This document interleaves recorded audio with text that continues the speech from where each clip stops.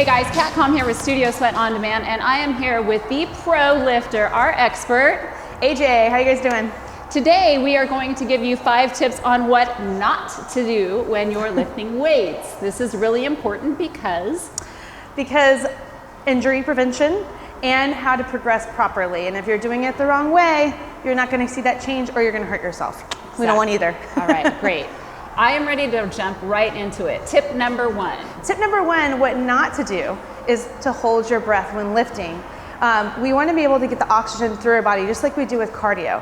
So when I'm lifting, I want to think about my form, even in my breathing. So I always try to breathe, exert during the hardest part. Does that make sense? So for instance, if I'm doing bicep curls, the hardest part is curling up. So I exhale here, and then I inhale down, and I have to remind myself sometimes, because when it gets too hard and too heavy, the first thing we want to do is tense up and not breathe. Absolutely. I find myself doing that on the exercises that are the hardest for me, like push-ups. I'm literally like, sometimes I'll get lightheaded because I'll be like, breathe, woman, you know, you are a trainer, you know you're supposed to breathe. Okay, so yes, definitely watch for your breathing. Watch your breathing, and it helps you slow down as well, which is what we want. True, very good. Tip number 2. Number 2 is not upping your resistance. We do not want to do that. We want to up our resistance, right? Yes. So for instance, if I'm trying to gain muscle. So the tip is, let's clarify, up your resistance. Up resistance. Increase your weight. Don't always grab the same weights over Absolutely. and over. So if I have a goal of say 15 to 20 reps and I can go past my 20 reps, I want to up my weight by about 2 to 5%. Okay. Does that make sense? And then once I hit that goal again, then I up my weight again 2 to 5%. Does that mean I'm going to bulk up? No, not unless you're taking some supplements that you probably shouldn't be taking. That's a common question that ladies ask is, oh, if I lift heavy, am I going to bulk up? The answer is no, unless, you know, your diet and the way you're training. But hey, if you want to get stronger, increase those weights. Exactly. And tip number 3.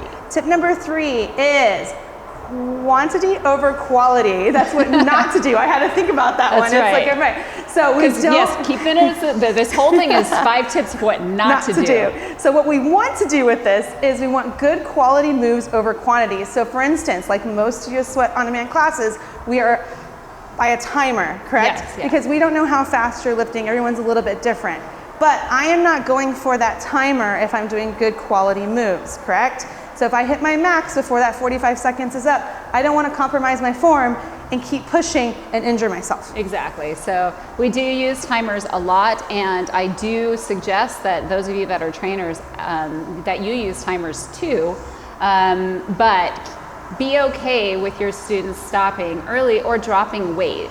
So that's another thing, is just having a set of backup weights available. Drop set it. Yeah, drop set it, because if you've hit your max and you're 30 seconds into a 45-second interval, then you can always drop weight. Same thing goes for if you're taking a class and you have heavier weights and the trainer is saying, nope, we're gonna do 12 reps of this and then we're gonna move on to the next exercise.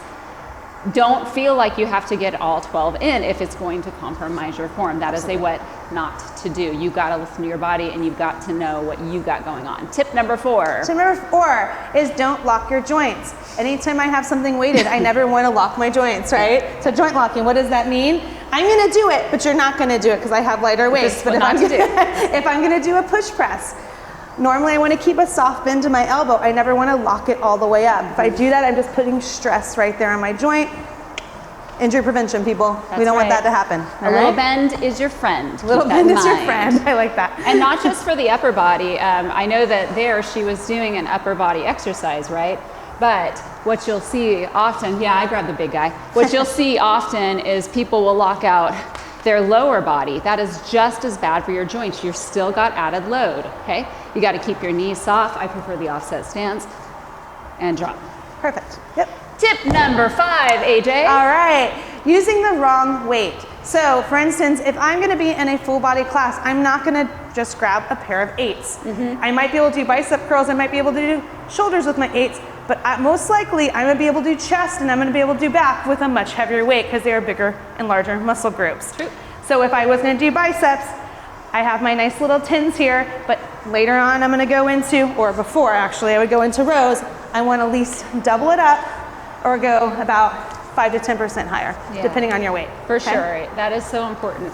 And believe it or not, even when it comes to exercises like a deadlift, it is really important that you not choose the wrong weight.